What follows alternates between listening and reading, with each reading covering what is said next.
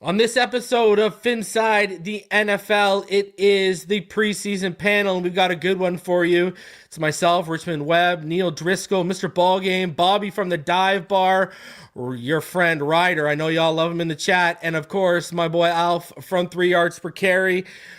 We're going to get into it, and we're going to get into it deep. We're going to give predictions, we're going to give some bold takes, and a whole lot more.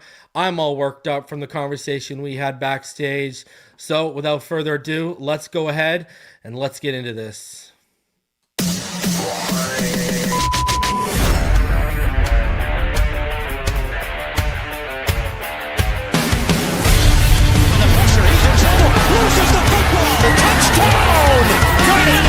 You have got to be kidding me. Jalen Waddle has a Dolphin touchdown. And he will score. Field down the near side, that open. Touchdown.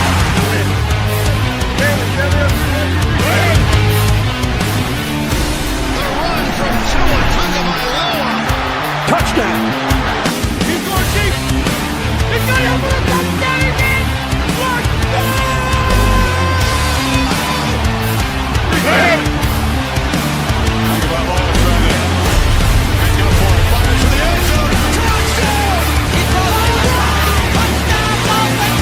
Beautiful day to be a Dolphin fan. Let's go!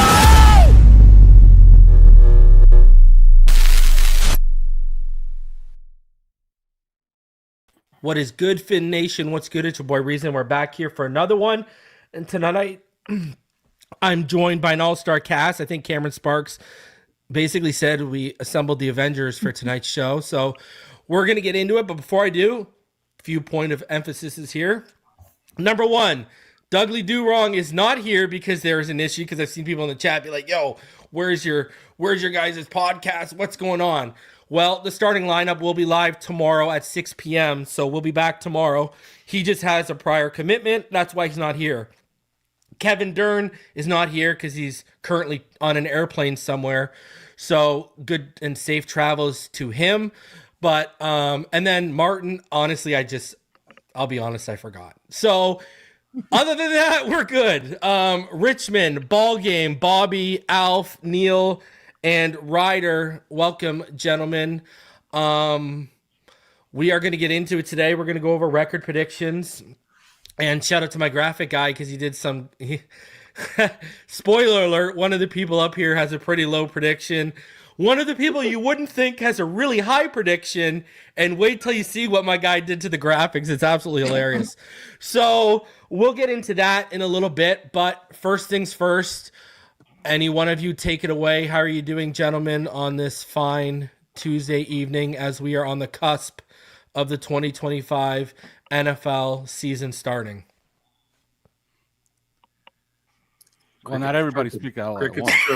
Take it, Richmond. Take it, Richmond. I was gonna pass it to Neal. I was gonna let him start it off, but hey, just glad to be on the panel again. I made the roster. You know, a couple people, like you say, were traveling, and you know, some he just forgot about. But when you got a heavy rotation like that, you know, to make this roster and be on here with these great guys that, you know, I'm always gleaning from their knowledge because they really, you know, they study, they break it down and this and that. And I love listening to all of them, but just glad to be here. Watched a bunch of college football, so I'm glad that's back. I think everybody's happy football is back and looking forward to this first regular season weekend this weekend. So that's it. Neal, go ahead. I'll just call somebody out. I think this is my 6th panel that I've done, and the good news is whatever I predict up here, I've never been right. So whatever I say, it doesn't really matter. I'll be wrong. So don't keep the pitchforks at home if I'm the guy with the low title, but the low win total. But yeah, the good news is I'm wrong more than I'm right when it comes to this Dolphins team. And you know, hey, we got football back. We have a Dolphins game on Sunday. 4-0 would it be if McDaniel gets the win against the Colts team that doesn't do week 1? A lot of the money and Las Vegas seems to be really favoring the Miami Dolphins. So it'd be nice to go out there and start with a bang versus the cardiac arrest that we had against Jacksonville last year. That's for sure. Yeah. You had to throw the word arrest in there, right? Right before the Jacksonville no pun intended, right? Yeah. Bobby, what's going on, man? Yeah, glad to be here, boys. I've interacted with all of you at some form or fashion on the Twitter or YouTube or whatever it is. I was in the chat with Ryder the other day watching his show, so glad to be here. If nothing else, there's plenty of ball knowledge here. If nothing else, I'll bring some much needed comedic relief. So I'm here. What you got, Alf? Well, I'm also glad to be here after my yearly vacation and getting back into football. And after doing my own podcast today and doing our own NFL prediction, this should liven up my day a little bit, as my podcast was an absolute gloom fest today. So we'll get into it. The good news is that I have predicted the Dolphins win total under their win total 3 of the last 7 years. The bad news is I've gone over 3 of the 7 years, and I hit the prediction once. So, in other words, whatever I predict today absolutely means nothing. Perfect. Way to get them to tune out, Alf. But keep listening and tell all your friends to join us. So, in other words, I could be right, I could be wrong, or I might nail it once out of every 7 years. There you go.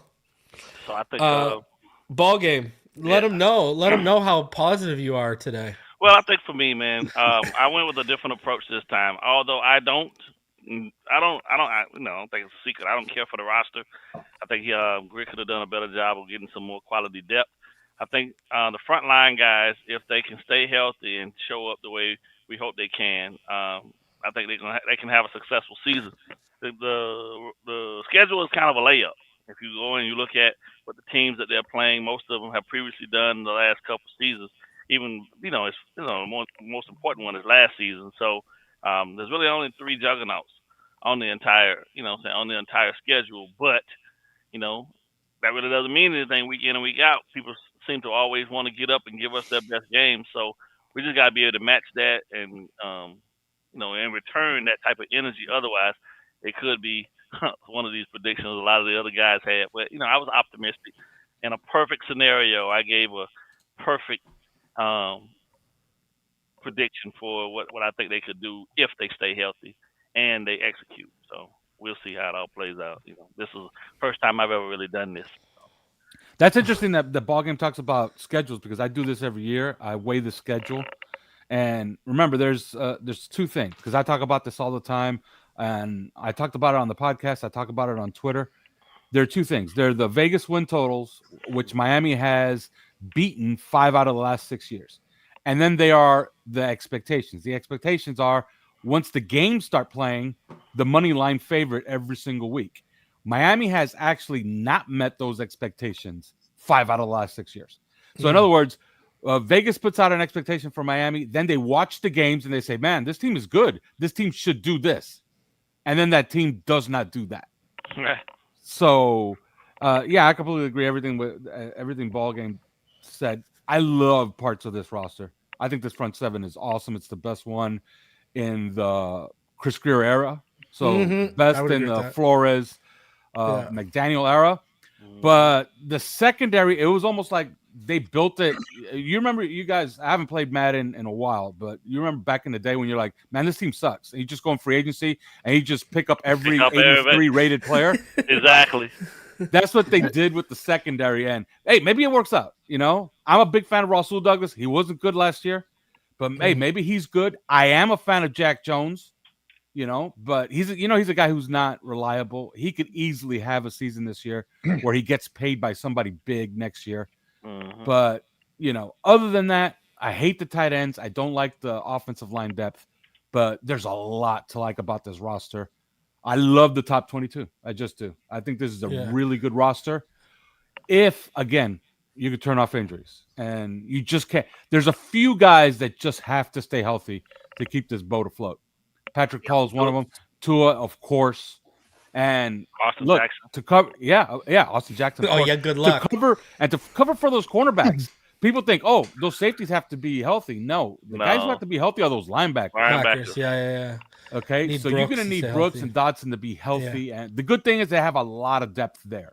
And Willie Gay and KJ Britt. Britt looked decent too. Yeah, Britt's going to be a good fill guy, and Gay can play both fill and scrape. So I like what they have at linebacker. They just got to have some luck, man. And people that keep talking about make your own luck, tell that to the Bills, who've had a healthy offensive line 2 years running. You know? Yeah.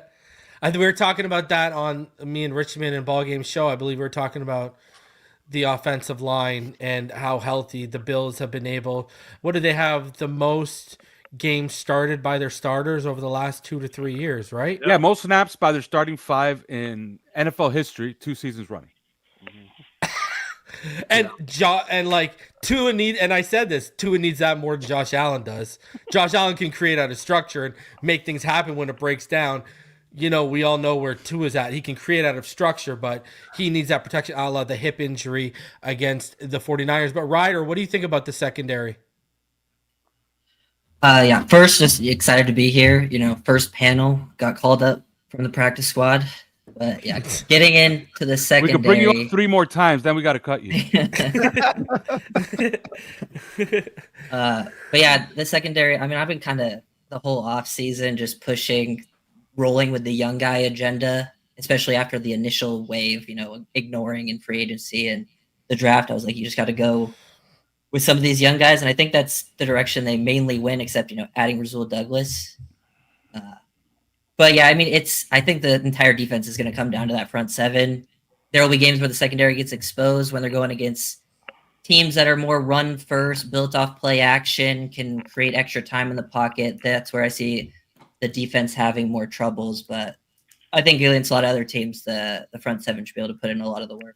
So listen, I don't necessarily think that having those guys be as young as they are is a downfall. I just think that, you know, because I've seen teams run young secondaries, but their front 7, you know what I'm saying, and maybe one of the leaders in that back end held down that back end group, you know what I'm saying, solidified them to the T. I'm hoping Minka can do that for us, and then the young guys just play to what their assignments are.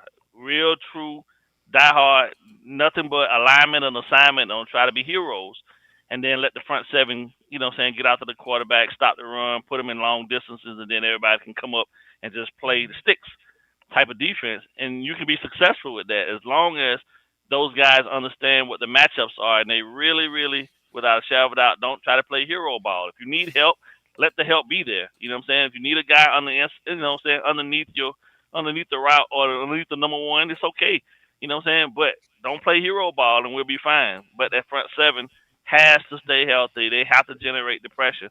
And on the back end, those guys can just play loose and then let Minka just guide that back end crew, and you know, and I think we'll be okay. But it's a tough call, especially now, you know, when you think about it. We're in the passing era still. A lot of teams are shifting back to trying to run the ball more, but you know, they're still gonna spread you out, and they're gonna look for the weak links across the board, you know, and then without Cater being there, you know what I'm saying, you got Jason Marshall inside, who's a rookie. That's going to be one hell of a struggle, because that is by far in any defense that you run. I don't care what anybody say. The boundary guys is one issue all in itself. But playing in the slot is by far the toughest assignment for any nickelback in the NFL, because most teams on the 3rd and longs or 3rd and shorts, they're going to put their guys inside, and you got to match up against that monster inside of there and then try to isolate and put them in a phone booth and deal with them one-on-one. And a lot of times, unfortunately, they're going to go away from the linebackers, and they're going to be taking you out to spaces inside of the defense that you just ain't going to really have a lot of help. So, you know, if they've been baptizing them against the box, you know, in the box against Tyreek, that'll help, because we do have 2 of the best space guys, you know what I'm saying, for him to be able to match up against. But, you know, I just want to see what he looks like when he's really got to go up against, like, you know, a bigger body that can actually get in and those short, you know, get in and out of those spaces real fast. And then, you know, you got to play basketball. You got a 6'1" guy against a 5'11" guy, you know what I'm saying? And he's going up for the rebound, you know, how you going to play that type of deal, you know? Because you know what I would say? I think for me, what's frustrating with this team in the Mike McDaniel era is we have seen peaks where this team was fighting in week 15 for the number 1 seed in the AFC. We've seen them be one of the best teams in football. Unfortunately, and like Alf pointed out, a lot of times it's the injuries, I think, that has hurt them to key players. You know, you're down both your starting pass rushers one year. Your quarterbacks missed a lot of time. Your receivers, maybe they're on the field sometimes when they're not healthy, right? Like, it's one of those things. But we've seen this Dolphins team at its peak probably in 2023 be as good as any team in football. And obviously we know how that kind of it came tumbling down at the end of the season. I want to see this team be consistent. I want to see them, and health is it's part of football, right? But if your quarterback's missing 6 games in the course of a season, I don't care who you are, it's hard to go out there and make the playoffs. And them being 8-9 despite Tua missing 6.5 games last year, like I like when people say that this team can win 11 games. Yeah, I think if they play at they're healthy and they play to their potential, they can do that. I think the frustrating part is that it seems like it's a week-to-week thing with which version of the Miami Dolphins show up, right? And I said this the reason before we got on the air, like the way some of these games, man, I just want to see this offense take that fast start, right? Like I saw a bunch of dumb stuff on Twitter today that Tua is the 28th best quarterback in football. The Dolphins are the 29th best team in football. And I think a lot of that is crazy. And I actually think it's even crazier. I feel good about the defensive front, right? But I see a lot of people saying like the Dolphins offense sucks, The 2 times Mike McDaniel has had this offense, and I'm not a Mike McDaniel guy, but the 2 times that he's had this offense at its full health, they're the number 1 ranked offense in the league and the number 6 ranked offense in this league. If they can be a top 10 offense in this league with that defensive front, they're going to be a competitive football team. And that's what we want to see, right? We want to see this team week in, week out. It doesn't matter really where they go. They'll have bad weeks like any other team in football. We've all seen that. But, I just want to see them be more consistent. Not the peaks and valleys don't have to be as high and low as they are. But doesn't that come back to health? It does. Because look at matters too. Well, and I agree with that, but look at the run game in 2023. I mean, it basically fell off the face of the earth because of Isaiah Wynn and Connor Williams, right? You look at the run game in 2024, we're relying on what's his face, Robert Jones and Liam Eichenberg because of issues on our interior in terms of injuries, and then Austin Jackson constantly in our screen game. You know why they love running the screen game? Because they see what the potential of it is when Austin Jackson is healthy, in camp and at practice and stuff. But then the guy can't stay healthy when the season starts, so he might as well throw those installs out the window. That's the issue. They see the potential of it, and we just can't stay healthy. And then we haven't even gotten into the quarterback can't stay healthy, right? Let's go back to defense. So I wanted to ask you guys this. Okay, so we all basically agree about how dominant this front seven can be, and then the leaks are in the secondary, specifically on the boundaries or whatever. But I want to ask you guys, what are your expectations for this defense that's coming off of, it was 4th in total defense. It was 9th against the run, 9th against the pass, 10th scoring defense last year, where basically it's changed where now they're building instead of from the back to the front, more from the front to the back. So what are your expectations this year under Anthony Weaver? And I got a bonus question for you. What do you think about times when, we're all worried about that secondary? What about, we all think this front seven is going to be healthy, but what about those snaps where they're just not going to be able to get home? Doesn't that scare you? I think that this defense can be really good. There was a stat that I saw where this team was limiting the yardage before contact better than any team in the NFL. But after contact, they were giving up the most yardage in the NFL. So they were number 1 in one respect and last in the other respect. And that gave them the number 9th ranked run defense. So think about it. You're the best team at the line of scrimmage against the run, but you still only managed to finish 9th against the run. So if you clean up those issues, if you tackle better, and I think they're going to tackle better because I think they have better players up front now. And they have their edge players. Remember last year, their second best edge player was Emmanuel Ogbah, and their best edge player was a rookie that was just finding his way around the league. And he only really came on toward the end of the year. So they got a completely healthy edge group right now. They're better up front. They got better linebackers. They even got better support safeties. Okay, massive inside too. Yeah, so they're going to be a team that's going to tackle well at the line of scrimmage and beyond the line of scrimmage. So they're gonna limit those yards after contact. So they could be a top run defense, and I don't think that's going to be too hard to do. So then it's just going to come down to limiting teams on those early downs and playing football on 3rd and long. And if you could play football on 3rd and long, let's say you could get somewhere around 68 to 75 pressures, like let's say in the first 10 weeks, that's going to put you right on pace with what you did in 2023 when you had the second best pass rush in football. Man, if you could do that, you should have a top 10 defense, because where this defense is going to fail, and you can almost see it coming, it's going to be against quarterbacks that are able to read and breathe better than others. Okay. And you're talking about a handful of guys. Mm-hmm. You're talking about Josh Allen. You're talking about Lamar, Burrow toward the end of the year, but that defense is so bad that maybe we could, beat them in a shootout. So we're talking about very few quarterbacks in the league are going to be able to, stay patient enough to pick on your corners on the boundary all game to keep taking chunks of 8 over and over and over again. Because this look, the Hurricanes just showed you the way. Okay, they beat Notre Dame behind a very simple philosophy. They kept everything in front of them. They tackled well, and they got home with 4. That's going to be it. That's their ethos this season. Well, we've seen how the get home with 4 can be detrimental to us because it happens to us on the other side so often right now in terms of what we see from other defenses getting home on our offensive line.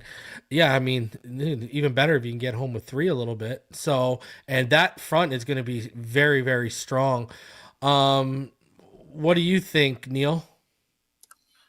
Look, man. What are your expectations for the defense? I think the front 7 is really strong, and I think Minka was a really good get back in the Ramsey trade.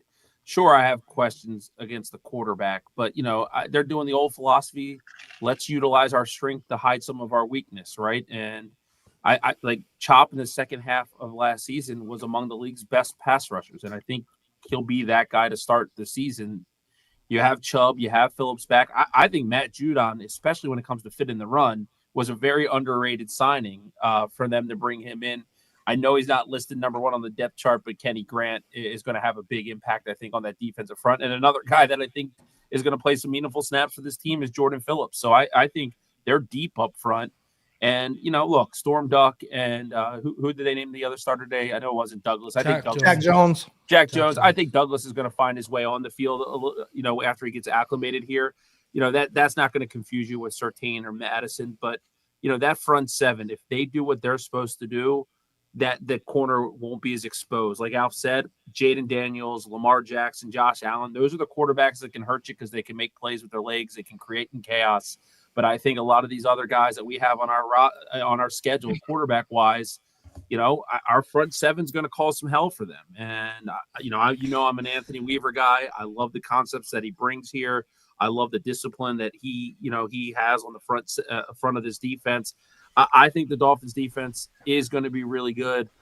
I don't think they're going to surpass the offense as the strength of the team, though. I still think with Tyreek and Waddle healthy and A-Chain that the Dolphins offense can be as explosive as ever. So I like the defense. I really love what they've done the last 2 drafts in a row, though. As we've discussed ad nauseum, I think they've actually hit a lot of home runs in building this roster, not just in the first round, but like the Jordan Phillips. When you get a guy in the 5th round like Jordan Phillips, who's almost playing as well as your first round pick, right? Like that is a good problem to have. What do you think, Bobby, of this defense, and what are your expectations? Yeah, no, I like the front 7. I think another thing that's not talked about enough is how much improved in the run stopping ability will be the linebacker room, especially with those dogs up front and at nose tackle with Kenneth Grant, Jordan Phillips, Zeke Biggers, even a bunch of young, driven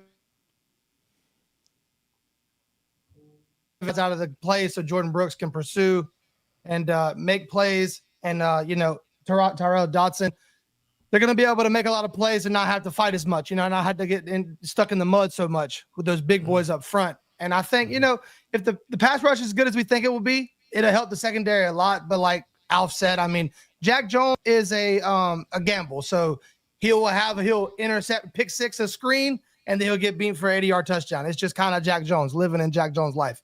And then Rasul has lost a step, sure. So I like him around the line of scrimmage a little bit. I like him, his physicality, but I don't know what he is in coverage anymore. But it's going to be a lot of gambling. I think Minka will have them boys lined up right. The communication has been an emphasis this offseason.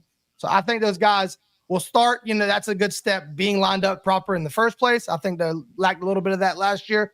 And then it's going to be about getting home and trying to cause chaos for the front seven and helping those guys out. But, they're definitely going to have times where we're scratching our head and punching the screen, I believe. Yeah, that's why I didn't like the depth chart came out today. I don't even put any stock in the 4-3 that they came out showing.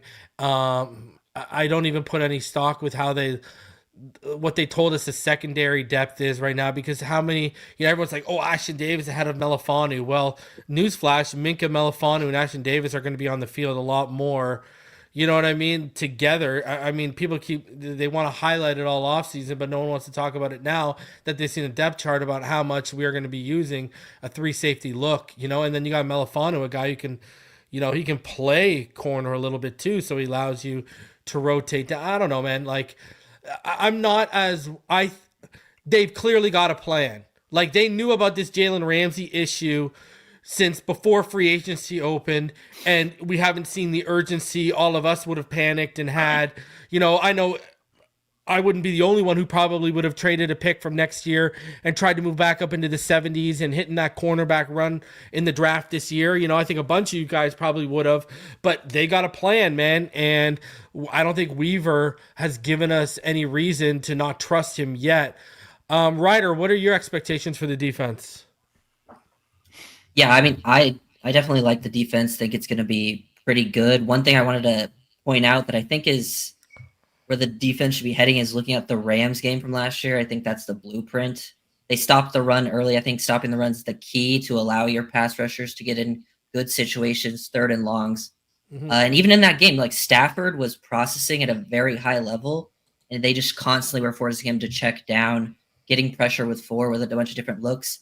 And the thing that excites me most about the defense is in those obvious passing situations, we get to see Weaver kind of get into his bag up front and in the secondary. I don't know what the stats are on it, but I would bet Weaver is doing a lot of coverage rotation near the top of the league, like variations of Tampa 2 with the nickel dropping into deep half. He did a lot in that game. It just forced a lot of things underneath, and that's the game they tackled well in, and I think held the Rams to 5 field goals. Probably was their best game versus a good offense. And that's sort of what I look to think that's what the defense needs to do against good offenses. And hopefully that can kind of continue next season. Richmond, what are your expectations? Yeah, I really like Weaver. I think we talked last Tuesday where we were on the show. I think the defense is of course the secondary is a little bit concerned, but I'm hoping Minka Fitzpatrick is the glue that can kind of communicate and kind of hold those guys together. But the front seven, I think, is solid. I think if you stop the run, you kind of force, and with the outside pass rushers we got with the rotation, we shouldn't have an issue of staying fresh as long as everybody stays healthy. So I'd like to see the offense get a little bit more consistent just based off what I saw in preseason. But I feel a little bit better about the defense right now than I do the offense. It's just the secondary is a question mark. But like Ryder just said, I think Weaver has some stuff in his bag, and you normally don't show your hand in preseason and probably with the offense as well. So you can't just say or just etch it in stone and saying what we saw in preseason, what we're going to get during the regular season. So that's why I'm kind of excited to get the season started, because I think we're going to see some things, and it's going to hopefully everybody feels a whole lot better and say, okay, this is what we were expecting. Ballgame. Trial by fire. And I think across the, conceptually, when you got a young group on the back end like that, that's really the only way you can get them. This is the only way you can get them up. This is the only way you can get them up to speed. Throw them out there and let them sink for a bit. Some of them learn how to swim, and the ones that don't, you know what I'm saying, you just cycle them in and you keep going until you find a guy that's solid.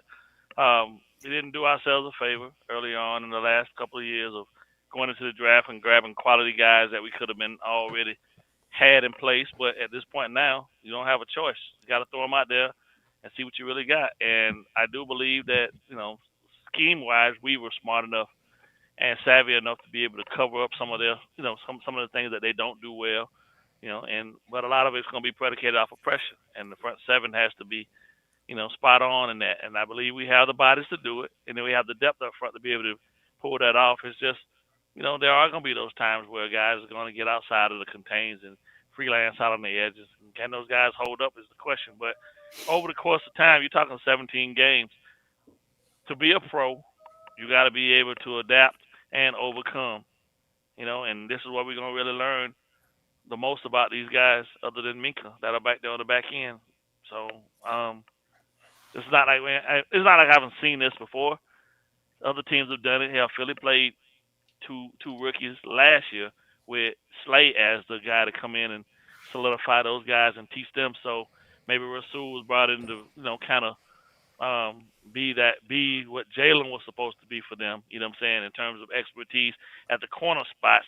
And then Minka can deal with the safety group, and together collaboratively, they can figure it all out, because I do believe that, that's what's going to be necessary. A lot of expertise from your veterans to shower on these young cats, and then just make sure that these guys are okay, with forgetting about the last play. If you give up something, don't dwell on it, move on.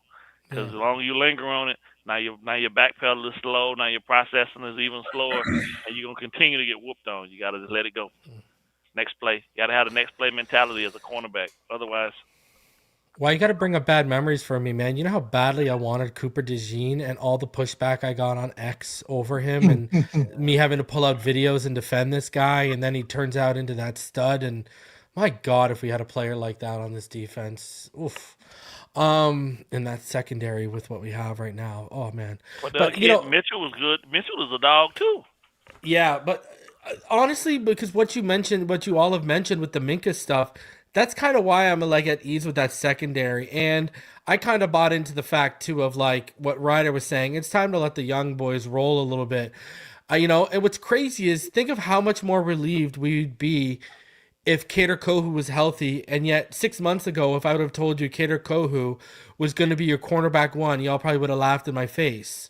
And it's kind of crazy that we've gotten to this point where we're just now okay with, because I'll give you my first bold take of the show. I think Cam Smith is going to make some impactful plays for this team this year. I was seeing stuff at the end of I'm like, yo, are they going to hit on this guy? Because me and Neal were super high on him. We both had first round grades. The talent has always been there. It's just been, like to puff the magic dragon, and, the work ethic wasn't really there, right? And so, they've fallen asleep in meetings, and we all know why. And it's just, now, but if he's focused, if he's locked in, Neal, man, me and you have talked ad nauseum about how high we were on Cam Smith coming out. Me and you both had him going in the first round of our mock drafts because of how high we were on that kid. And, we haven't had a chance to really talk, Neal, because, I've been away and stuff like that, and this is our first time together. What did you think as two guys who were calming the fan base down off the ledge of Cam Smith and haven't looked so hot the last couple of years? What were you thinking of those, of a couple of the plays he's making in the preseason there? Well, look, I think Ballgame said it perfectly. You got to let them sink or swim. You're not going to know what you have until you throw them into the action. Look, I'm not saying practice doesn't matter. This isn't an Allen Iverson take or anything like that. But let me see what a guy can do in a game, because some players are gamers, right? And look, there's no doubt about it. The guy thinks highly of himself. He has swagger. He's not afraid to get up there and mix it up. He's not a shy guy, right? I'd like to see him get the opportunity to play. I think you need a definite answer at the end of the season. Is he part of the solution, or is he part of the problem? And the only way you're going to get to see that is if you throw him out there in a meaningful sense. I remember a young Xavier Howard on a Thursday Night Football where we wore those ugly orange uniforms, and AJ Green got the best of them. But damn, Xavier Howard fought that whole game. I was like, he didn't. Yeah, he got whooped. He might have lost that battle, but he came back and eventually won that war, right? And I think when you're a young player, those are good learning environments to go out there and play somebody who's better than you and get a chance. I know this.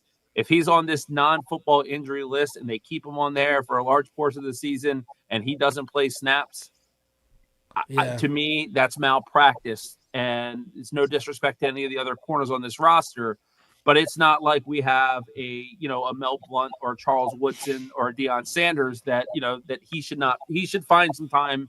And look, it's just a preseason, but he did make a couple of nice plays. But maybe he's more focused, knowing that like he's given up all of his get out of jail free cards at this point, right? Like maybe it's kind of like my back's against the wall, pressure either makes diamonds or burst pipes kind of thing. So we'll see. Yeah. Yeah, I'm pretty much out on the Cam Smith business. Don't say it. Come on. And I'll tell you why. Okay. I watched them through an entire camp thinking to myself, you know what? There's something here. And all of a sudden he finds a mysterious injury and he's out for 2-3 weeks. This year, he had 2 back-to-back practices where I'm thinking, this guy's going to move up the depth chart pretty soon. He's going to be CB1. And then he just disappears for 2 weeks. Yeah. And nobody knows why. That's a guy who is not reliable. And I think those type of guys. Maybe look, what you don't want is just handing a spot to that guy. And then it's week 9 and he disappears again. And now now he leaves you in a lurch. So I think I said a few impactful plays. I didn't say he'd be CB1, Hey, I think it's time to just cut bait with him. And just they're not going to because they're so thin though right now. Yeah. I'll be honest. I'm surprised they didn't cut bait. Like for me, because of the flashes Alf was talking about. It's because you're seeing the flashes, and they're like, oh.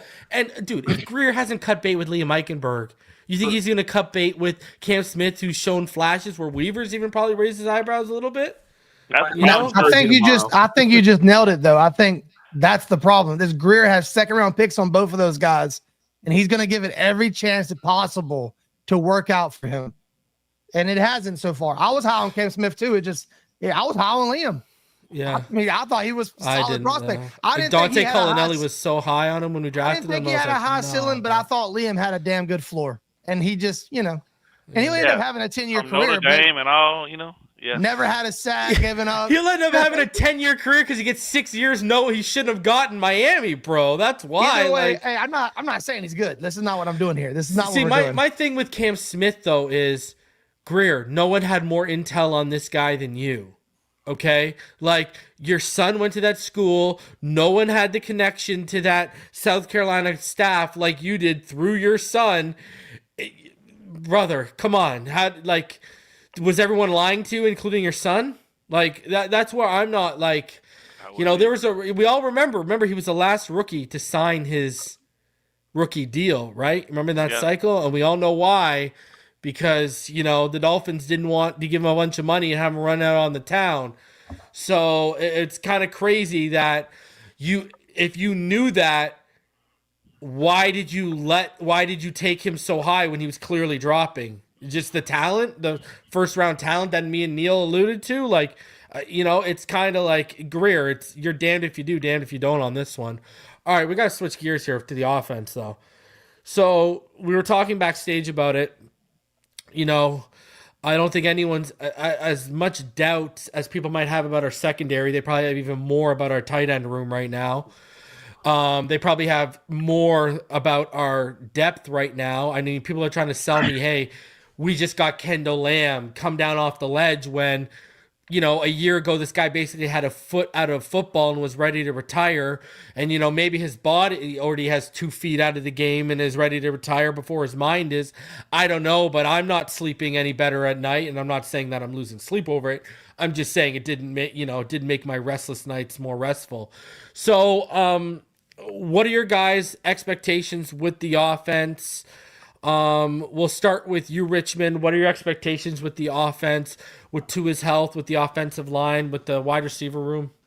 Yeah, I think for me, the offense is pretty simple. Just getting the timing, and that's with, Tua with Tyreek and Waddle and those guys getting on the same page. And I think they'll fix that. That's not a big issue for me. For Tyreek, he's had some off-the-field stuff that he's recently going through now. I'm not going to go into all that, but just making sure you can focus on football and not, because that's a lot to deal with right before the season starts and that. So I'm hoping he can focus on what he needs to focus on and, let the other people take care of that that situation for him. So long as he does that, offensive line, the starters across the board, I feel good about. I guess the question, not really a question, is the depth and just can those guys stay healthy? I've said it before, Austin Jackson, when he's healthy, 2 years ago, I thought he had a Pro Bowl type year. I love Patrick Paul. I love Brewer. I think the front five, I think we're good. It's just, can those guys continually week in, week out, stay healthy and be there? And then just, Tua, I know he's a competitor, this and that, but just making smart decisions. Don't put yourself at risk, because now we've seen a couple of years when you're not in there, it's a huge drop off. And if we're going to at least have an opportunity or a chance to try to make the playoffs, we got to have him and have him healthy. Ryder, the offensive line, what Richmond was talking about, I mean, I know you've done a bunch of film work on it and film studies on it over on your channel this offseason and preseason so far. When you look at it, hey, listen, if you think Tua's going to get hurt, then you're probably damn well sure that Austin Jackson's going to get hurt because he's hurt more than Tua. And then I think that's when the issues start. I mean, we saw Larry Borum. It was very peaks and valleys. You know what I mean? Daniel Brunskill, I think we all expected to see better from him than what we saw in the preseason. And I'm sure Alf can attest to what you saw at camp as well. What are your expectations with the offense? And once again, do you think this is a season where this offense goes as far as the offensive line takes them? Yeah, I mean, I think we can all agree that the offense, it really just comes down to the health of the QB and the health of the O-line. I think the first five, I agree, can get the job done, especially in this system. I think they'll fit really well. The run game is huge. I think Jackson being out there is very helpful. The left side of the line can get the job done there. But then once you get to the depth, that's where I have some issues. Like we talked about Kendall Lamb a little bit earlier. Even if he's like technically your best tackle, I don't think he brings exactly what the offense needs to succeed. Not the best run blocker. But I do think like it kind of lives and dies with that O-line, because you saw the difference just in 2023 to 2024, the fall off of the offense. And people talk about all the screens they ran. Like, yeah, they ran a bunch of screens because they could not gain anything running the ball. Yeah, and didn't trust protection. Very frustrating to watch. And then, the protection gets better if the run game's better. Like, the play action game starts clicking, those shots down the field that you didn't have last year, and those, the 15 to 20 yard range, hitting those timing throws that were just way less. It was just because they could not run the ball, find any sort of consistency. So I think that's why like the defense I feel better about from a consistency level. Like I think there will be some tough games there, but I think overall I feel pretty good about them from a consistent level. Offense, I think, could be really up and down, just depending on the health of the O-line and obviously Tua. Yeah, I mean, you really put an emphasis on the run game, and I think you look at Jonas Savaianaya, we're clearly going to go through some rookie struggles in pass pro as he learns to basically lead with, a whole new side of his body right now. But the best way it looks like to hide and mitigate those issues he's having right now is by running the football. And if Austin Jackson's healthy, like boys, I think we've got a top 10 offensive line when it comes to running the ball, because I mean, you look at Austin Jackson and James Daniels on the right. Austin Jackson get out in space. You look at the left side with Paul and Savaianaya and just the mauling and the gaps they can open up on that left side. I think that run game, if they stay healthy, I think, Alf, I mean, we remember how good the run game was in 2023 and how explosive a guy like Devon Achane was. And even Raheem Mostert before we started, Raheem Mostert didn't have a 100-yard game after Isaiah Wynn went down. And now I think running the football, Alf, might be the strength of this offensive line right now. And just tell everyone watching, do you expect to see more inside zone and power gap mixed in like McVay has kind of become and such? Yeah, I expect them to run inside much more than they have in the past. And look, this has been intentional. The way that they've built this offensive line is intentional. They could have easily, like a lot of us projected, moved James Daniels to left guard to kind of protect and hold Patrick Paul's hand. But they didn't do that. They decided to keep the size on the left side of the offensive line. And that tells me that they want to lean on that line to run inside, especially to the left side. I think if they can run the football, this offense can be prolific again, and prolific in its efficiency. You guys remember when Ryan Tannehill left here and he went to Tennessee? Yeah. And everybody was thinking, well, Tennessee has a nice team. Remember, those teams were pretty damn good. And they were thinking, well, all he has to do is just be a game manager. Well, he wasn't a game manager. He was an MVP candidate one of those seasons. And go look up the numbers that Ryan Tannehill put up. Why did he put up those numbers? Because that running game was allowing him to get to his play action game. And I've always felt this way. I think Tua can be the best play action quarterback in all of football. Okay. I predicted a couple of times that he would have the highest passer rating out of play action. This is before everybody decided that they didn't care about passer rating because Tua led the league in it, 3 times or whatever, But I feel that if you could get Tua to that game, you could have Tua have one of those ridiculous efficient seasons, like 30 touchdowns with a handful of picks, 6-7 picks, something like that. And yeah, you're not going to get the 4,600 yards passing, but you might get 4,000 yards passing. You might get 3,900 yards passing.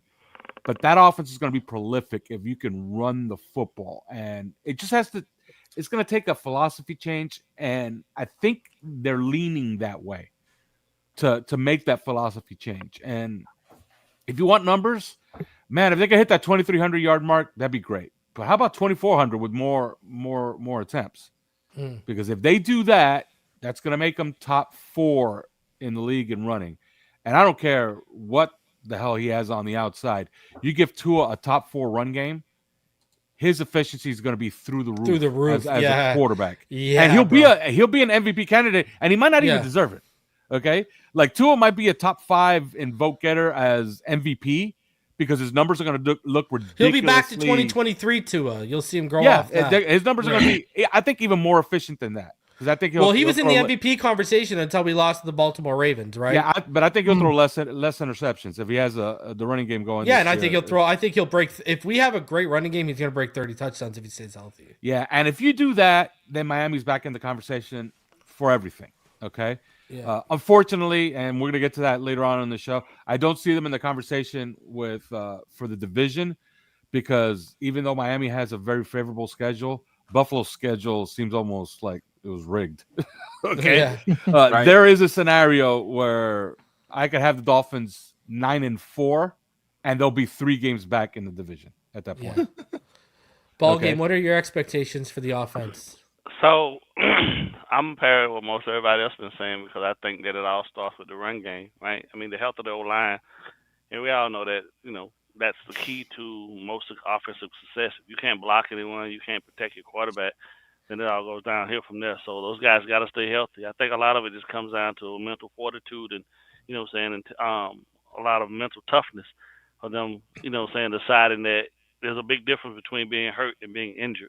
And sometimes deciding to push through some things just for the sake of, knowing that you can get to that next plateau mentally is necessary. So if they can do that, they can stay healthy up front.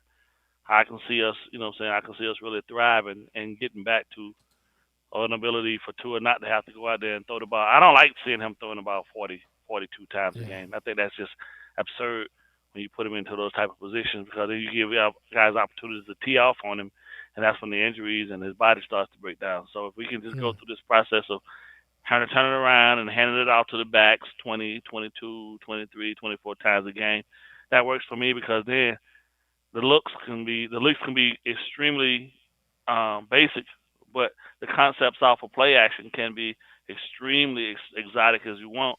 And then teams don't know what to do because, they want to walk up into the box and get guys close to the line of scrimmage to stop the run.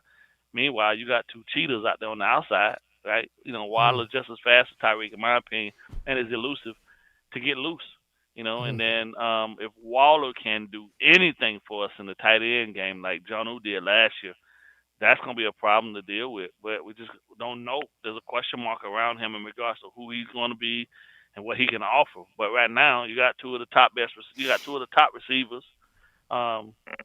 You got the most accurate, in my opinion, quarterback in the game right now. And you got an O-line with tons of offensive potential. But They just got to go out and prove it. So I said on paper, this team looks on paper that top 22 looks unbeatable. Like you can stack them up against anyone, and you'd be hard pressed to find anyone that's going to give you a D or C plus, C minus. Everything's B minus, C rated across the board. That top 22, but it's everything after that. If one of those guys go down, the league start to show. Fix a flat. Fix a flat ain't gonna help it, bro. Yeah. Like you on the side of the road, the O line depth is not good, and Eichenberg just not the guy. So, Bobby, what are your thoughts and expectations for the offense this season? Yeah, I'll try to make it a little quicker. I think Alf knows a lot about the playing off the run game and play action, keeping it simple for Tua. Don't ask him to throw 40 times. I'd love to see a more complimentary attack this year. Really lean into the run game. I think also y'all nailed the they put Jonah on the left side. I think they just decided we're gonna go with the lumps and the learning curve, and we're gonna be able to maul people and push people on the left side. And we'll live with that. We'll live in that world, and that's what we do. I really am looking forward to seeing Waddle be more involved this year. I really hope that theory is correct. I really hope that they're trying to get that going again. I think Waddle is someone who is better when he's getting 8 targets a game. I really think he needs to eat. Like his rookie year, I love that Waddle. Yeah, 8 to 10.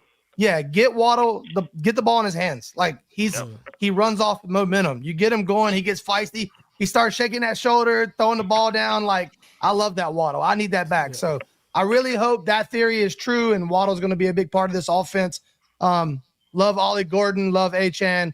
Would love to see Jalen Wright shake the mud off his boots and find a hole every once in a while, but we'll see if that happens. And then, like Mr. Ballgame said, if Waller can be anything, and I don't expect him to do what John would do. That's the best season the Dolphins have ever seen at tight end. But if Waller can just be something they have to think about, that's a huge benefit to the offense. I think he can move the chains a few times for us.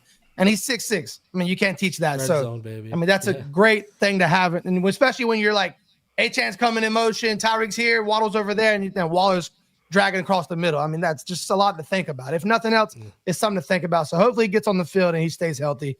I think that can be beneficial for us.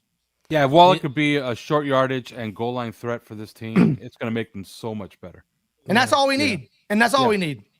Yeah. That guy's fast. And by the way, on Waddle, I challenge anybody to find the bad 9-target Waddle game, because it does not exist. It doesn't. No, it doesn't. He needs to be fed. He man. gets 9 better. targets. He's going to put up big numbers, and Dolphins are usually going to win behind those big numbers. Yeah. That's what kind of pisses me off sometimes too, when Waddle gets a bad rap with the drops. It's like, dude, these guys play off momentum. If you're a receiver, you gotta get and them going. passes you the ball for 47 minutes, and then they decide to hit you with a freaking bullet on a drag route, like, yeah, you might try. You're not prepared. You got to keep these guys in momentum, man. Yeah. He has the 14th most receiving yards out of all receivers over the last 3 years. But when you put up what he's getting in terms of targets shared compared to all these guys ahead of him, and then on top of that, who he's sharing targets with in terms of Tyreek, which no one ahead of him has to battle with. I mean, Jamar Chase has T. Higgins, and Tyreek's, let's be honest, we're much more dynamic in terms of what he has to deal with, right? So, like,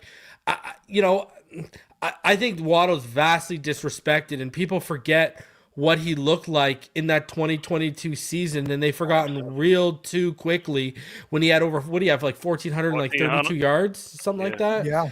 And, the only thing he needs to do for me is he needs to find the end zone more. When you put him up against the guys in the top 14 who he's competing with, they find the end zone more than him. You know what I mean? Like, and then what is he? I think he's got the 3rd highest yards per reception over the last 3 years. It's 15.2 yards per reception, which is the 3rd highest in the NFL. Yeah, So, and contrary over to popular belief, because a lot of people on Twitter, they just like, repeating things that they heard once, even though it's not true. His numbers go through the roof with Tyreek off the field. Yeah. Especially when you play the Jets. So the people that are saying, "Oh, he's picking up all the leftovers in coverage that Tyreek is giving him," no, that's not the truth.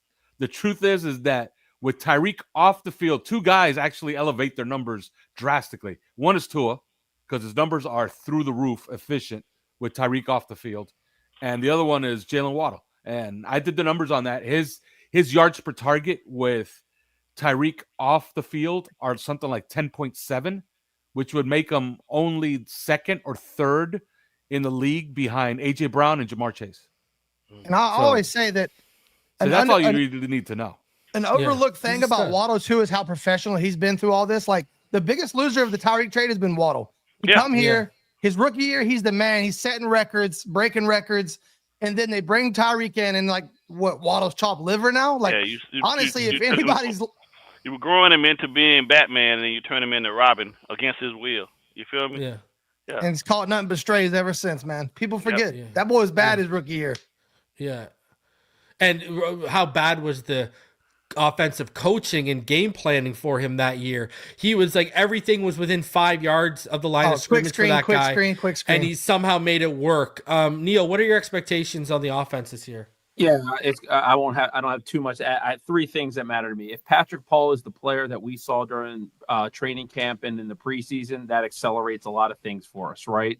Mm-hmm. To lose a guy like Teron Armstead, despite him missing games, if Patrick Paul steps in, we can talk about the second round miss that Cam Smith was. That would be a big time hit for Chris Greer, right? Agreed. Waddle. This offense has to be more Waddle centric. There's no doubt about it. They took the captain from Tyreek Hill. They should take the number one receiver role from him and feed more of this offense through Waddle as well. That might create some more fire in his belly to get him there. It's up to the coach and this offensive line, and I don't think you can overstate James Daniels and Jonas Savaiinaea as an upgrade to Robert Jones and Liam Eichenberg. But this coach has to stay committed to running the football. And if it's A-Chain who's going to get a lot of this burn, and then you're bringing in Ollie Gordon, whatever that looks like, you got to stay committed to it through the mud of it too, right? That's one of the things I want to see. I want to see it'll be a little bit less pass happy. Tua doesn't need to throw 40 attempts, 45 attempts a game. Let the run set up the pass. We got two speedy guys on the outside. You can't stack the box when you have a Hill and Waddle on the outside, right? Mm-hmm. I will say that I'm a little nervous about the tight end position, and that's where jumping ahead, the Dolphins got a pretty favorable first half of the league schedule, right? Let's see what they look like going up to this trade deadline, but they have an extra third. They're going to have an extra fourth round pick, right? There's going to be tight ends. Mark Andrews here where I live in Baltimore that might be available at that trade deadline. I think there is a world where if the Dolphins are a team and I'm not as high on the Dolphins as I typically am, but you go through that first 9 games of the season, it's hard not to have them have 5 or 6 wins. It's hard to not get there. So is Ollie Gordon going to be the running back that we saw in, the preseason? That remains to be seen. It might be going and finding another veteran. Jeff Wilson on the practice squad, that doesn't really excite me, but I think they need to have a running back that can do some of that dirty work. And if it's Ollie Gordon, more power to him, but I want to see them remain committed to the run. I think McDaniel sometimes in those situations gets a little too clever, and I think sometimes it's just meat and potatoes. That is what the Dolphins need to focus on. Yeah. All right, let's get into our predictions. Before we do, though, I do got to shout out the sponsor of today's video, and that is Sleeper. Go over to Sleeper right now, use code Phinside, and get a $100 deposit match.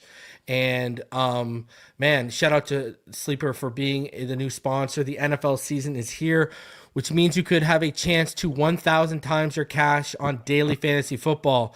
Football has never been more exciting than it is now with players like CJ Stroud, Patrick Mahomes, Lamar Jackson, and Justin Jefferson. Pick on stats for these stars like touchdowns, passing yards, receiving yards, fantasy points, and more for up to 1,000 times payout on Sleeper. Get your picks right, and you could win big. Use promo code Phinside, and you'll get up to a $100 match on your first deposit. Terms and conditions apply. See Sleeper's terms of use for details. Shout out to Sleeper for sponsoring this episode. All right, let's get into this. We got this is. I hope I have bulletproof glass here where I am. All right. You do. Where you live, you do. They're going to be shooting at me, man. So shout out to my graphic guy for putting Neal's record in hell with literal steps leading down to hell. That's why you can see the fire and the brimstone at the bottom right there. He has us going 8-9 with losses, 2 losses to the Bills, losing in Spain. Man, he has us on a 4-game losing. No, scratch that. He has us losing the last 5 games of the season with a bye week in between. So please, 6. as long as he's not going to listen, last 6, you're right. As long as he's not about to tell me Scott Thompson's about to come in and beat us. Even worse, Zach Wilson. I think I'm reading it wrong. No, because remember, it's going up and down. So he has us losing the last 4 games of the season.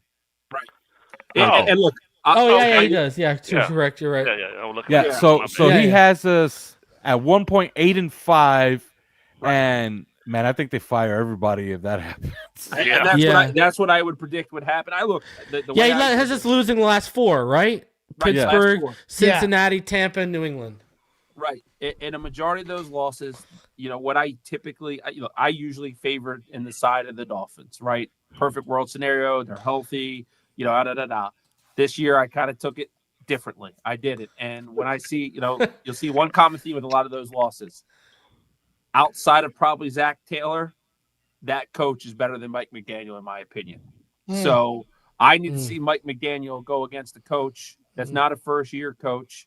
McDermott, one of the Harbaughs, Tomlin, Dan Quinn, right? Like you see the list here. Mike Vrabel's in our division now. I need to see him be able to go toe-to-toe with one of those guys. Now, I said this, I'm wrong, so this is probably going to be wrong. I'm wrong more than I'm right. But I also see a world where if this team is healthy, they could win 11 games. They have to prove it to me. For 6 years on this panel, I give them the benefit of the doubt every year. I have to see it. In that world, Alf, if this is how it went down, I would for me, that would be the end of the Mike McDaniel era here in Miami. And it'd be disappointing, but, I don't think they're a 4-win team. Yeah, because you have us starting 6-2, and then the wheels just fall off. You have us going 2-7 in the back 9. I will say this: Tua has only lost twice to 2 quarterbacks, Patrick Mahomes and Josh Allen. Allen. In this schedule, you have him losing his 2nd game to Herbert, his 2nd game to Lamar, and his 2nd game to Burrow. And his 2nd game to Aaron Rodgers. I'm shocked they're going to break. So beating us. Yeah, so that's going to break 4 times against Tua. Okay. Look, a late season collapse is nothing that we're allergic to here in Miami, right? We had a division. We were up by 13 with less than 4 minutes left in the game to win a division, and we let Mike Vrabel, Tennessee team with Will Levis, right, beat us. So, it's one of those things that, a 4-loss end to the season when you have Joe Burrow. I think the Buccaneers are the 2nd best team in the NFC. So maybe I'm drinking Kool-Aid there. The Steelers one was the one that I had the hardest time putting as a loss, full disclosure, because I have no faith that Aaron Rodgers is going to be there, is going to be healthy behind that line. Yeah. Again, 8-9. I was really close to 9-8. I think that's where they end up, to be honest, unfortunately. And for me, that wouldn't be good enough. But a common theme, and we'll see, Neal, is I'm pretty sure. I don't know if any of us picked them to win a game against Buffalo. Because, let's be honest here. You just copied and pasted the last couple Decembers and Januaries we've lived through and put it on your schedule. And, no one can sit here and really argue you right now. So, all right. Well, look, Joe Burrow to me is going to be I predicted him to be the league MVP. And he's the one quarterback that might not have the Lamar Allen traits that I think could tear our secondary up, even behind that offensive line. Well, Ryder has a lot of similarities. He has us losing to the Chargers, to Buffalo twice, that game to the Ravens. But shame on you. He has us winning 3 out of the final 4, but he does have us losing somehow, some way to Justin Fields and the New York Jets. So, no one's perfect, Ryder. I get it. What are your thoughts on your schedule here? Oh, man. I was usually Tua misses 1 Jets game. I was just assuming that was going to be the one, but it's so hard to predict because this far in advance, all the variables that will change. But I just felt like this was pretty reasonable if things go decently well for them. Yeah. All right. So he's got 10-7, a little bit more. Now we've gone to the black background. There's no hope right now, right? So Richmond also has us 10-7. He too has this. He has this beating Buffalo once. That's why he didn't speak up when I made that comment. He has this beating Buffalo once. The consistent theme so far is you've all had us losing to Cincinnati. You've all had us losing to Baltimore, Los Angeles, the Chargers, and that first Buffalo game. The Atlanta loss too. Okay, so what are your thoughts on behind your 10-7 record, Richmond? Because I know you're not overly high on this team like you have been in past years. Well, I am, but normally I'm like at least 12 wins, and I'm kind of using a little. Me and Neal were talking about it before the show, a little reverse psychology, and I think it's possible, but I'm just taking into consideration that typically we have some injuries that have cost us some games, and I'm hoping that's not the case, but then it's not such a big letdown. I think if we go 10-7, 11-6, we can still get in the playoffs, and I think that should be the goal, and that would be a huge stepping stone. So that's what I'm really shooting for. But I just went a little bit more conservative this time. But you know me, if I could go 17-0, I'd pick all of them for the Dolphins to win. So normally I pick with my heart and not with my head. So that's just kind of my thinking. So I tried to be a little bit more optimistic when I picked this list. Okay, so continuing on now. Next one is Alf. He has us at 10-7. He has them beating the Chargers. He also has them finishing not that strong, but I'm going to guess it's because you think they have their playoff position locked up. That's my guess, at least. You also have us losing to Baltimore. You also have us losing in week 3, and you also aren't trusting the Dolphins against Pittsburgh. What are your thoughts behind this schedule, Alf? Yeah, I have them collapsing just like Neal does, but they're going to be in a better position than what Neal's prediction was going to be at. So I got them losing 3 of the last 4. I got them losing to Pittsburgh. The weather's just going to be unruly there. I don't think they're going to need the New England game. I think that they're going to be. I think they're going to be 9-4, but they'll be completely out of the division race by the Pittsburgh game. And I think they'll just toss the New England game. I think the last game that they'll play, all their players will be against Tampa Bay, and they'll lose that game. I have them doing the dumbest thing ever and losing to Atlanta. So I do have them doing that. I don't have Tua losing to Justin Herbert at home. That's just not going to happen. I don't have them losing to Aaron Rodgers. I do have them losing to Aaron Rodgers, but I don't have them losing to Justin Fields. I have them losing to Jaden Daniels. And that Cincinnati game is key for me because I think that that's the entire season right there. If they win that game, I think they'll be in the playoffs. If they lose that game, they won't be. They win that game, I think that that's like their Dallas game. And I got them beating the Bengals on Sunday Night Football, and I'll tell you why. Joe Burrow, for whatever reason, he's great. I have him as an elite quarterback. I think he's 1 of 4 in the NFL. Yeah, I agree. And I don't think he's 4. I think he's like 3, okay? Yeah. Behind Lamar and Josh Allen.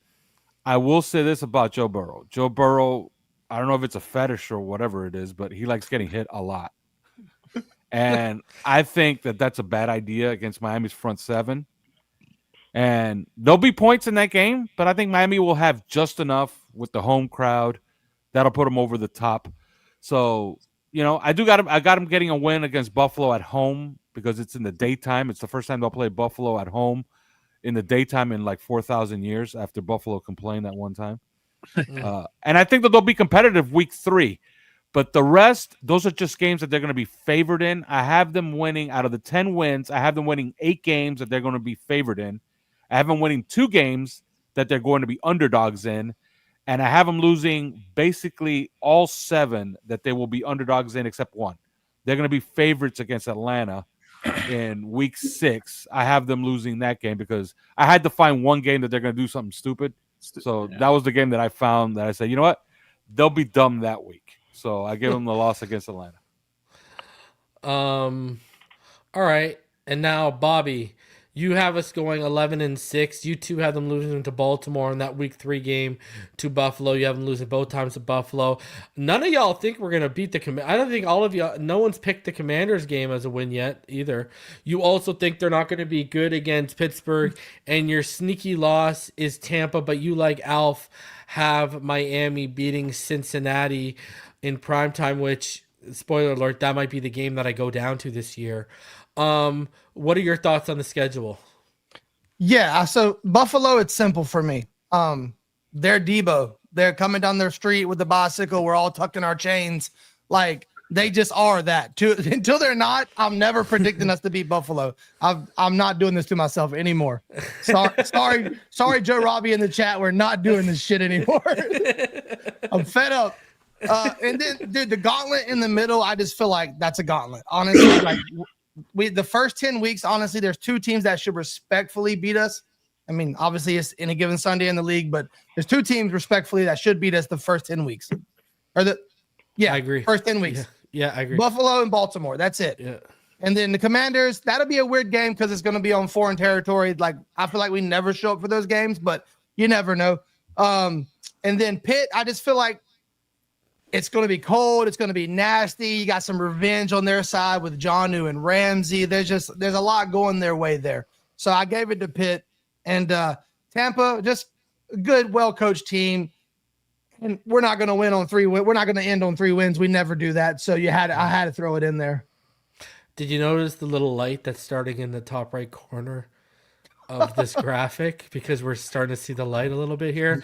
I see, and it gets brighter right now a little bit, huh? And so now I have us going 12-5. Like, okay. I tried to look like what Alf said. Alf said, the dumb loss. And again, it just stuck into my head of, if this team is healthy, they shouldn't, because the 2 games I was looking at were the Chargers and Atlanta. And I said to myself, he's not going to lose to Herbert again. And then Atlanta, do I really see Penix out-dueling Tua Tagovailoa right now? Now, could Raheem Morris's defense give us a little bit of an issue? Sure, but I, like all of you, did not have us winning in Washington. I, like all of you, had both losses to Buffalo because I think Bobby articulated it perfectly with his Debo analogy. But I did have the loss in the middle of Cincinnati because, guys, we should beat, if this roster's healthy, we should beat the Saints. Come on, Spencer Rattler or Tyler Shuck, please. We should sweep both the Patriots and the Jets. The Jets look like they're going to be a disaster. Even if Aaron Glenn, someone has a grip on that defense, the offense looks like it's going to be a disaster. And I've said this and I'll stay consistent. Did the New England Patriots have a great offseason? Yes. Am I a big Drake May guy? Yes. But I still think they're 2 solid off seasons away from what they just had to even catching up to what our roster is right now, like in terms of starters. All right? I don't believe in Sauce, hold them all, Gardner. They want to trade Breece Hall and lean on Braylon Allen. And we should beat Tampa. Now, I had us losing to Cincinnati, and the reason why I went with that was because how do we look in prime time? And Joey loves prime time. So, but we should beat Pittsburgh too. Like, I truly believe that. So, ball game. Yes, sir. The light gets brighter. We get to ball games here. Yeah. And we're officially in heaven. Look at this. You said you hated the roster. 10-year extension for Mr. Chris Greer. So I love the top 22, and I'm going to say to myself that they went out and they spent great amounts of money and brought in people in addition to those trainers that we have on the staff to ensure that they stay as healthy as possible throughout the year, so the injury bug stays completely away from us. I don't think right now, when I look at who we're playing against, there's only 3 teams on this entire thing that I think really and truthfully on any given Sunday we might have a lot of issues with. And those teams, 4 of them, Cincinnati, Baltimore, Buffalo, which I think we need and have to beat them at least once just to have some level of pride about ourselves come back into this picture, you know what I'm saying? And we have to get one. We have to get one from them at some point. Otherwise, there's no point in even worrying about any of this stuff because playing second fiddle, nobody ever remembers that. Nobody ever cares that you come in second fiddle. So you got to punch them in the face at least so they at least respect the fact that you're willing to fight back. You know what I mean? Stop laying down for them. So I split that between us in regards to I believe that they'll just be a little bit more ready in the first game, but we'll make some adjustments and catch them in the second time around. Now, Lamar, that's a different monster because the boy's just special. You see what I'm saying? So I don't think by week 9 we'll have all of the pieces ready to be able to deal with what they're going to bring in that power run game of theirs with him playing the read option and being able to, you know what I'm saying, block 7, release likely, and then push the zones back deep and then drag the shit out of us. It's an old concept, but it works for them because nobody wants to actually let a Lamar kill you. So you play safe football, and then they just capitalize on it. But I don't think the Jets have enough to beat us. I think Pittsburgh's going to be in disarray. I don't think Rodgers is going to even be a factor that time of the year. I do agree that Burrow loves primetime games, and he's going to be a little bit too much for us because they'll be fighting for their lives too. But everybody else, I think we can beat. So, yeah, I don't. Yeah, you know what's funny about if we stay healthy. You know what's funny about this prediction right here? Yeah. You see that he has a loss against Baltimore, right? If Buffalo beats Baltimore to open the season, the Dolphins are in that prediction at 13-4 will be the 5th wild card. They'll be the 5th seed and a wild card team because Buffalo would win the division by beating a common opponent. But Alf, that would be actually probably not so bad because I think we can beat the Houston Texans. Yeah. But you know what it is? Like what happened with Minnesota, and that's something that they should have changed. I don't know why the owners didn't change it.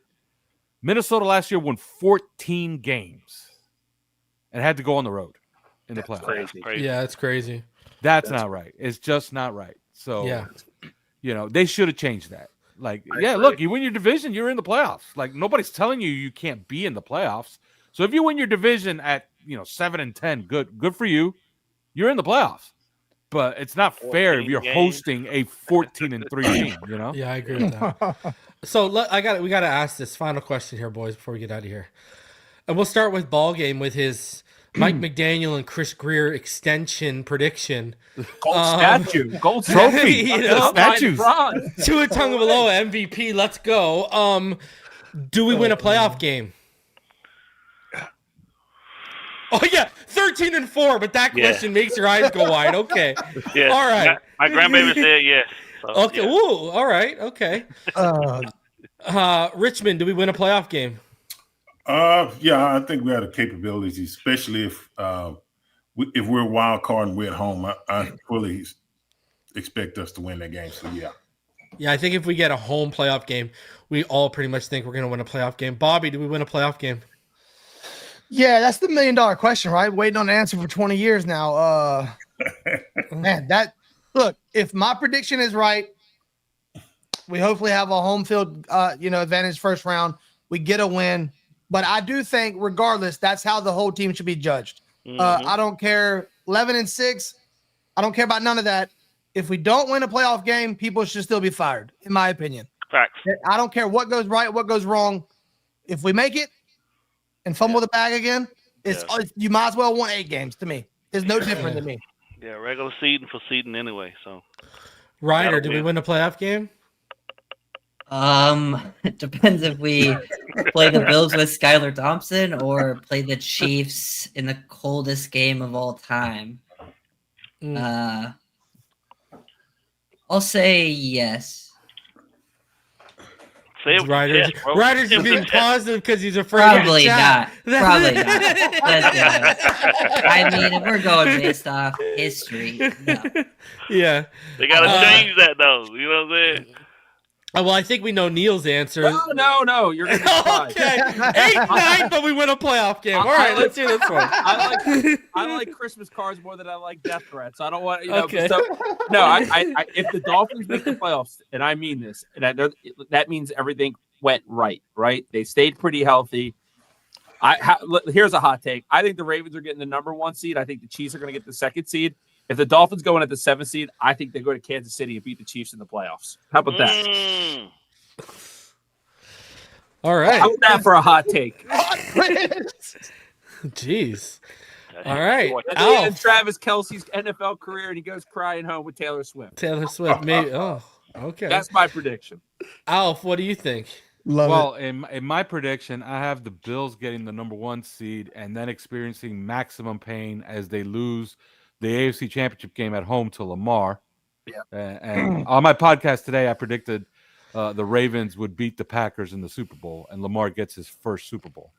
Yeah, But in this, in my prediction and this scenario, I have Miami going to Baltimore in round 1. Yeah, so that's a no. Which means no, they don't win a playoff game. But there's a world where 10-7 gets you the 6th seed, and maybe they go to Kansas City. And if they go to Kansas City, they have a shot. Or maybe this is the year that Kansas City falls off a little bit, and they go to Houston or something like that. Look, they're gonna need luck. They're gonna need luck. I have a listener who did the numbers on this, and I've seen the numbers myself. Teams from the South do not win up north in the playoffs. And this is not a Dolphin thing. This is a NFL football thing. And in fact, I think the only team from below Kansas City who has multiple wins in under 32-degree weather is the Tampa Bay Bucks. Okay, which is weird, but they've done it. And they've actually reached 2 Super Bowls winning cold weather games on the road. So if Miami can somehow get lucky and go to Houston, they could win a playoff game there. But in my scenario, no. In my scenario, they're going to Baltimore and they lose. Well, hey, Lamar's 3-5 in the playoffs, so you never know. Yeah, you never know. Maybe he throws us the ball. Maybe he throws us the ball a bunch of times in that game, you know? Alf, I'm with you, though, man. I have Ravens Eagles, but I just feel like this is the year the Ravens are actually going to get over the hump. I mean, I went out there a couple times. They look good. If you're in deep fantasy leagues, Keaton Mitchell looks freaking explosive out there, man. Like, I think they're a good squad. They're just always been that tough matchup for us for whatever reason. They're built well in the trenches. They have good weather, depth. man. I'm telling you, man. Yeah. Well, they've always had a dedicated run game. Whether they had, you gotta play that stuff. It changes. Go back to Trent Dilfer. They've always drafted and focused on drafting well in the trenches on both sides of the ball. And go back to Trent Dilfer. They've always had a good run game. It didn't matter whether they had a statue like Flacco back there, an underachiever who became an overachiever like Trent Dilfer, or an uber athletic guy like Lamar Jackson. They've always had a good run game. Remember Gus Edwards? They used to rely and win games leaning on Gus Edwards because they've always, again, it comes back to the trenches. Yeah, that offense is loaded. Defense is good. They've got the blueprint. Entire roster is extremely good.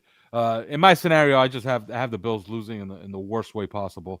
I hope that they don't lose by a blowout. I hope they lose like by a 78-yard field goal or something like that. Or Tyler Bass misses a game winner wide left. Or Hail Mary. or how about this? A Lamar Jackson 80-yard touchdown run as time expires. There you go. Do you know what's kind of crazy Something about this conversation ridiculous. We're having with, Neal saying his prediction is the Ravens and the Eagles, and your prediction being, what'd you say, the Packers and the Ravens? Yes. And then, you got the Bills and the champion. We're discounting the guy and the team that these guys have never beat in Patrick Mahomes and the Chiefs. Well, like we do every year, Because everyone expects them to fall off this year. Because Mahomes didn't look as dominant as he had looked in the past last year. But you know what? I don't even think we'd be having this conversation, to Ryder's point earlier. If Tua played against the Bills in that game, with the Tua we saw in 2022 in that offense, we would have beat the Bills, and this whole the playoff monkey would have already been off our back 2 years ago, but the quarterback couldn't stay healthy. Yeah. Don't ever turn on the all 22 of that game and watch the offense, because late, brother. You'd be pretty pissed off at what you see. Too late. I broke it down on my channel after it happened. It wasn't. There were people open for touchdowns, man, including on that last drive. Okay? Oh, but Skyler's the best quarterback we had on the roster at that time. I still, every once in a while, I wake up in the middle of the night seeing that Tyreek drag route uncovered against Tampa 2. Yeah. But where I think they rolled one corner up and Tyreek got right behind him. Tua has thrown that route 1,000 times. Okay. Yeah. In fact, he threw it for a touchdown against Buffalo to Waddle in that snow game in 2022. And he threw one against the Jaguars. Same drag route. That thing was wide open. Skyler just stared at it, didn't do anything with it. That's I thought we had it after that Sealer touchdown. I thought the we quarterback play in that game was AIDS for the eyes. That's Yes. that's the best way to describe that. It was some of the worst I've ever seen, and people are still trying to say that, oh, Skyler played good in that game. Oh my God, it's wild what people in the agendas will push. But anyways, gentlemen, we went a little over time, but I appreciate all of you for coming through. Over 400 of you in the chat. Smash that like button. Subscribe if you are new. Always a good time, gentlemen. Appreciate all of you taking some of your night out. And we will catch each and every one of you on the next one. Until then, you're in the time. It is Fins Up all day, every day. We'll see you guys later.